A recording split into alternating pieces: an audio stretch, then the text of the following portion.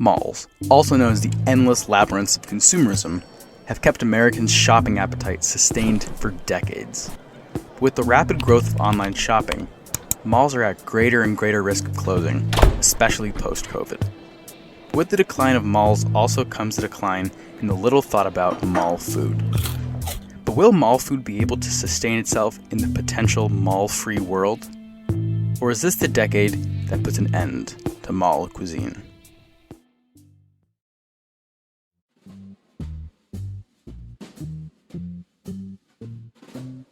Welcome to Spoonable Standpoint, the podcast where your hosts, Leo and Charlene, dig into food culture.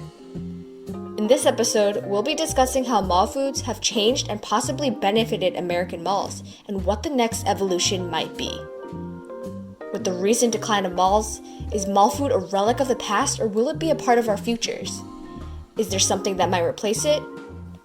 But first, how did malls grow and leave its mark on American culture, and how did the iconic treats you'll find in most American malls come to be? Marketplaces, downtowns, and town squares have been community gathering places for millennia. They were where children would play while their parents would shop for their day, and where communities would exchange ideas and spread culture. But in 1950s America, convenience and class was placed above all else. Could we have something that is extremely convenient for everyone, but serves the same function as a marketplace? That's the question that Victor Gruen asked himself in the early 1950s when thinking of a brand new venture. What he came up with was an indoor downtown with boutiques and stores resembling a marketplace, and a fountain and gathering space resembling a town square. His goal was to encourage people to meet each other and communicate in the age of automobiles. When he opened the first mall in Edina, Minnesota in 1956, it had all that and more. Some may argue that these malls far surpassed most town squares, as it was adorned with a bird sanctuary, restaurants, a goldfish pond, and various other entertainment outlets. Unsurprisingly, it was a hit right away, and the people of the area flocked to this new and exciting thing, so much so that it was an attraction on similar levels to Disneyland, which opened only a few years before. This new mall, which he named Southdale Center, had almost 200,000 visits within a week of opening. Of course, this was on national radar due to its popularity, and within the following years, more malls similar to the Southdale Center opened all across America. By 1960, there were 4,500 malls across America, which meant that malls were created at a phenomenal rate. But with popularity comes people who wanted to make just as much money without spending much. This meant that more malls with cheaper food courts and more consumerism were brought up, completely contradicting Gruen's original community building vision. Nonetheless, by 1975, malls made up 33% of all retail sales, not only boosting the economy, but the social impact of malls as well. The popularity of malls grew and grew, up until 1992, when the Mall of America in Bloomington, Minnesota opened. Unlike other malls, this rightly named mega mall had more than stores and arcades. It had an amusement park inside of it, and even an aquarium. With its incredible success, many more mega malls opened all across America. But as the popularity of malls expanded, some stores decided that it would be a good idea to make their store a staple of malls, whether or not that was their original goal. And we can see many cases where malls have truly left a really important mark on American culture. From films to advertisements to even board games, you can see malls in many entertainment outlets in American culture, outside of just our own individual experiences. But malls have definitely seeped into the social culture of America. My mom told me that when she was a kid in the 80s, when malls were incredibly popular, where she lived, the mall was like the best place to go because you could see your friends, you could do whatever you wanted, you could shop. And because of its versatility with what you can do there, it really did create that atmosphere, attracted a lot of people. And as we know about anything that's popular, it causes media to go crazy for it. So as you were saying before, Charlene, it caused that social rise of malls, created more films about teenagers in malls, more games about being in a mall. And it's strange that something so integral in American culture was created by Gruen, because Gruen was an Austrian immigrant that came to America, especially since he came here with no money or little knowledge of English. So it's shocking that something so American was created by somebody who was not born and raised here. But I guess, like many things in America, that is the case. But let's discuss exactly which stores were at the forefront of the battle against mall hunger. Ann Byler, the auntie behind the famous pretzel, opened her first stand in a farmer's market in Pennsylvania in 1988. Although Auntie Anne's would grow and become a pretzel icon, it was not their most marketed or even most popular product. Their stand sold foods from pizza to hot dogs, alongside pretzels that didn't sell well. They were so unpopular that Anne even said that she was thinking of taking them off the menu. But when she told her husband this, he was having none of it. They had gone through immense struggles together, from losing their baby daughter in a tractor accident to almost losing their marriage. So Jonas, Anne's husband, was determined to make sure that it stayed on track because he knew the potential. He tweaked her pretzel recipe with a secret, undisclosed ingredient that he found at the grocery store. Many experts agree that this secret ingredient was just sugar, but it still left lasting effects on the business. Once added, the stand was incredibly popular, especially with their new pretzels. Soon, other people began opening other Auntie Anne stands all around the Lancaster County area, which grew their business even more. But right off the bat, more stands were opening in malls in the area. During the early 90s, when the brand was growing tremendously, malls were the most popular place, so opening in them meant more foot traffic and more sales. They grew incredibly fast and are one of the most popular stores in malls, with over 1,300 locations reported in 2017. But unlike Auntie Anne's, Cinnabon, the leader in cinnamon rolls, had its start in the mall. In 1985, Cinnabon opened its first stand in the SeaTac Mall in Seattle and was an instant hit. The father and son who started it, Rich Koman and Greg Koman, sought the world's finest cinnamon to make the world's finest cinnamon roll. The two took many trips to Indonesia to find the perfect cinnamon and came back with Makara cinnamon, a blend of the Korinji cinnamon. Now equipped with the best cinnamon roll in the world, Cinnabon was an instant success, so much so that they became an ingrained part of American culture in just a few decades.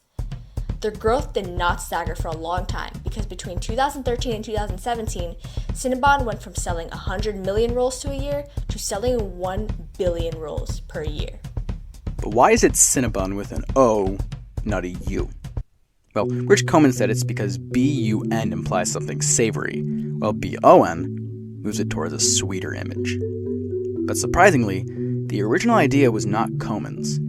The first Cinnabon was supposed to be a franchise of a cinnamon roll food truck outside the Ward Parkway Shopping Center in Kansas City, which is called TJ Cinnamons, and they made delicious cinnamon rolls. But as they got closer to opening the second location, the deal went through. But Koman already leased the location, so he decided to start a new company with a new cinnamon roll, and Cinnabon was born. These two mall icons, Cinnabon and Auntie Anne's, came together with other popular brands like Carvel to create a larger franchising company called Focus Brands in 2001. It seems almost strange that the two popular mall brands conglomerated, since it's a perfect addition to a podcast episode about mall food, but nonetheless, Focus Brands helped popularize the companies even more. But with the recent closing of many malls, there's still a very important question to be asked. Will their popularity stay here forever?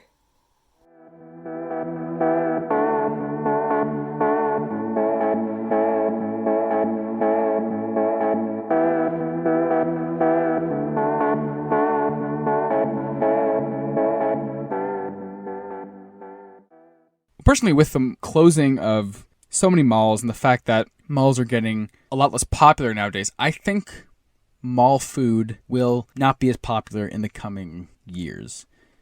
Even before COVID, malls are on the decline because of online shopping, and malls aren't the most fun to go to because they're very migraine inducing, very dizzying. And especially with COVID, it obviously didn't get any better because who wants to be trapped in a concrete box packed together like sardines where you might get a very fatal virus? So malls are definitely on the decline, and in my opinion, mall food is on the decline. Like, mall food doesn't really have any other place it can go, in my opinion. Sure, Cinnabon and Auntie Anne's can open food trucks maybe, but there are like 20 other food trucks in each city that make the best cinnamon roll or the best pretzels in the world. And you can't really compete with that, especially since it's a big corporate machine and people like helping small businesses a lot more. Auntie Anne's and Cinnabon definitely have their popularity and their reputation from being in so many malls and having that foot traffic that they have because of that. However, I agree with what you said. Alone, they probably wouldn't be able to last. I mean, who would go to a restaurant just for pretzels? And since they'd end up having to go for either like a food truck or an actual store, a lot of the time those can be a lot more expensive to operate and to keep open. And not only that, but they'd also have to compete with not only other food trucks, they'd also have to compete with every other restaurant in the area. Auntie Anne's and Cinnabon, those kinds of places kind of serve as more of a pick-me-up than an actual meal. It's not like you're gonna like leave what you're doing to get a massive cinnamon roll on your lunch break. It's something to kind of keep you going, which it has for mall goers. I can see what you're talking about, especially with somewhere like Sparrows. Sparrows really are only in malls and airports. The thing about Sparrows is it's pretty expensive. It's like $5 for a slice of pizza, which is absolutely insane. In New York City, there are like 90 places where you can get a $1 pizza that's just as good as Sparrows, if not better at some places. Definitely the convenience of just having that and having the option of getting pizza. You're like, sure, why not? I'm already here. I'm lost in this mall. I have no idea where I am. I have no idea where the exit is. So if I'm going to be in here for another 2 hours, may as well get something to eat. So I do see where you're coming from. And now that you mentioned Sbarro's, I definitely think it's a prime example of a chain that depended on malls for their success and for their failure. Sbarro's is a brand that used malls and their already pre-existing foot traffic to grow. Initially, they were pretty small and even started out as a deli, but now they're kind of synonymous with malls and airports. However, what ended up happening was they grew too fast, and their selling point, which was their convenience, meant that the food was sitting out for a while for you to be able to get it that quickly. So that kind of went out of the window as well. Combined with what you mentioned before, the fact that it's like $5 a slice for a mediocre slice, it can't even compete with other stores in the same mall. It doesn't stand a chance as an actual independent store. Yeah, and exactly what you're saying. It really isn't the best pizza you'll ever have. So if it has to go in a space outside of a mall where there are a ton, beyond a ton, of pizza places that range from pretty to really good, they won't be able to keep up with that, I don't think. Especially if they are trying to keep that convenience of getting a slice. So I think to look at where mall food will be going in the future, we have to look at some of these more futuristic malls. So one that really comes to mind is Hudson Yards in Manhattan. If you've never been to Hudson Yards, it's been going up for years. They've been building it for years. All these super tall skyscrapers. But it really is just one giant community where there's to be a bunch of residential spaces, but also office spaces. Most importantly, shopping spaces. A lot of people come to New York for the shopping experience. And even though malls are on the decline, places like Hudson Yards might only be on the incline because people come to New York to shop and they would love to go somewhere new and modern to shop. And what I've seen in Hudson Yards is a lot of these smaller restaurants opening. Obviously, a lot of them are very high-end small restaurants, but they're small restaurants nonetheless. You're not really going to see a McDonald's there. You might see some weird restaurant there that you've never heard of that doesn't exist anywhere else. So when I think of the future of malls, especially mall food, what I think of is a food market. And there is one in Hudson Yards, right under all the stores and stuff. There's this really cool food market that has pretty much like any food you want. You walk through it, get what you want from whatever cuisine you want, kind of like Boston Market or Essex Street Market, also in Manhattan. I think those kind of, food malls are more on the rise, especially because they're very social media friendly. You can just go up to the server and be like, hey, can I have 3 tacos? They'll give you 3 tacos pretty quickly, too. Those places are not slow. Give you 3 tacos pretty quickly, take a picture of it, don't even have to eat it, and it's a influencer's dream because you have like 2 weeks of content right there. So I think those kind of food courts are definitely on the rise versus the ones like Auntie Anne's or Cinnabon or especially Sparrow's. All those kind of mall foods I think will slowly become irrelevant. But again, that's only because malls are on the decline. If malls suddenly become on the incline again and they become popular the way they are now, yeah, those stores are not going anywhere for a long, long, long time. But I think we can see with the rise of these food markets that people are looking for more quality nowadays, especially if they want to post it on Instagram. Food markets really do hit that sweet spot between small business and trendy niche food that really make its way across social media and things like that. However, malls themselves are likely going to change their food courts into something more like that. Mall owners are beginning to dedicate more and more space toward food as it drives foot traffic and is a pretty important factor in the shopper's decisions. Around 40% of people choose a mall depending on the available food options, so it really gives mall owners a big opportunity to bring traffic back into malls.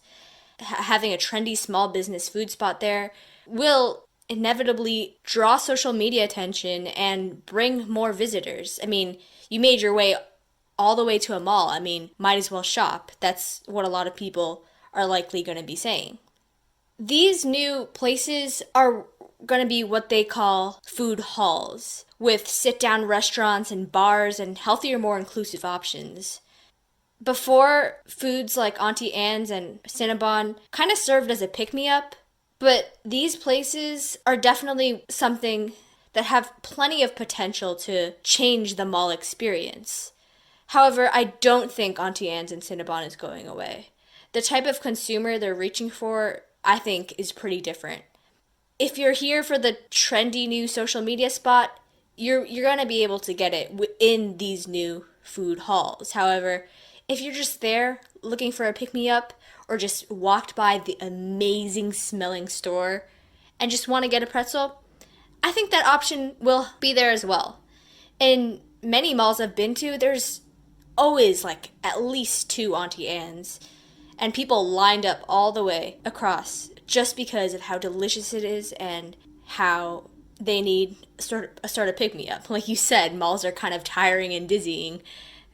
And that's kind of that sugar rush you need to be able to get yourself back on your feet. But in the end, as for the future, I think they lie more in these food halls, which are already on the rise. Yeah, as you were saying, they're already on the rise. When I was picturing, food courts of the future, I was really just going back to what we have now. Even now, you'll see on Instagram some influencer or even some mall with some food market in the middle of nowhere, Kansas, from a restaurant called like Pig's Fart, and it has like the best dim sum they said they'll ever have. So if we have that reality now, then I wonder what it'll be like in the future, where these malls kind of become more like tasting menus rather than shopping experiences. But then again, we have to think, well, a lot of those big stores wouldn't want restaurants to replace them because then they won't make as much money. But I think if you have a food market rather than a shopping market, but still a place where you can hang out with people, has fountains, maybe a few cute small stores, I think that will appeal more, drive more people there, especially people who want to post things on Instagram that can drive the businesses. So we'll definitely have to see what happens over time. But do you think, Charlene, that malls could survive without the mall foods like Auntie Anne's or Cinnabon or Sparrow's? I definitely don't think so. I mean, of course, some people do go to malls just to shop, But the food makes the experience a lot better for many people. People who eat in malls are found to spend an average of 35 more minutes in them, which actually to me was shockingly low. I mean, at least for me, once I ate a delicious meal, I'll be able to walk around for a little longer, clear my head a little bit, and keep going. And because of that experience I've had at that mall, I would be more willing to come back if I had a delicious meal there. And going back to what you were saying about how stores wouldn't like it, I think stores would like it even more. You have not only the people who are there just to shop to begin with, but you're also having a new crowd of people here to try the new and trendy food options that the malls have there. Of course, these are going to drive more foot traffic.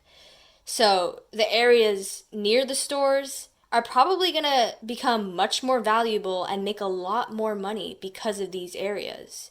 And a lot of people are going to be able to benefit from this.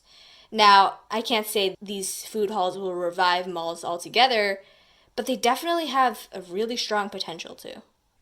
Yeah, I mean, in my experience, what I've found is that most of the Auntie Anne's and stuff, they're all kind of deep within the mall. So I think those extra 35 minutes you spend on average don't necessarily account for you want to keep going. At least for me, it's just I get completely lost. It takes me 35 minutes to get back to the car.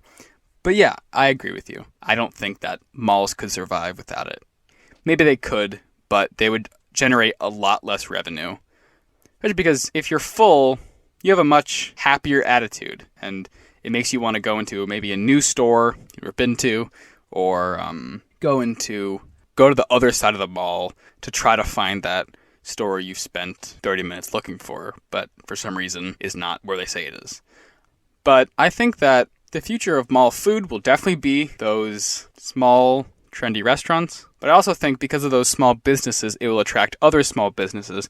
So I think malls will kind of become what Victor Gruen wanted them to be. Like a downtown with a bunch of cute boutiques. It could be a marketplace where you can get small, locally made stuff, and you can sit down at a trendy restaurant.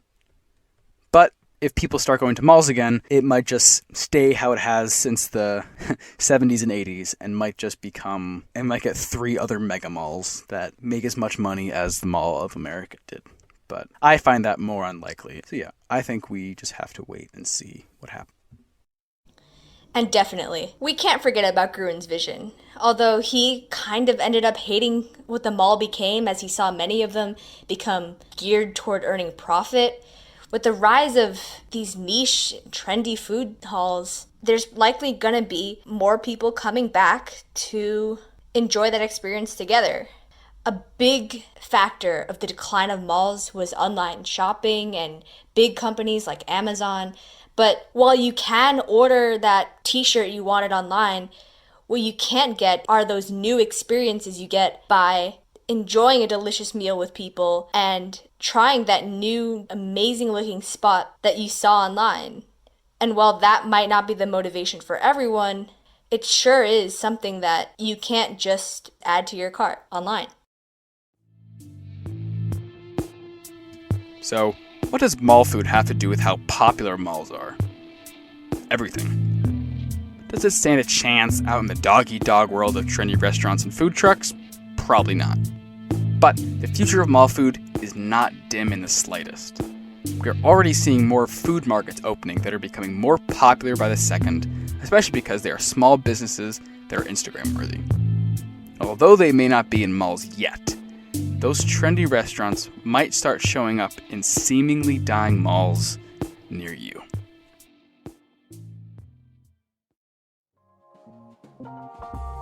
Thank you for tuning in to this week's episode of Spoonable Standpoint. Don't forget to follow us on Instagram at spoonable_standpoint for our latest updates, link to our website, and other bonus content. If you enjoyed this episode, don't forget to share. We release a new episode every other Friday, and we hope to see you there.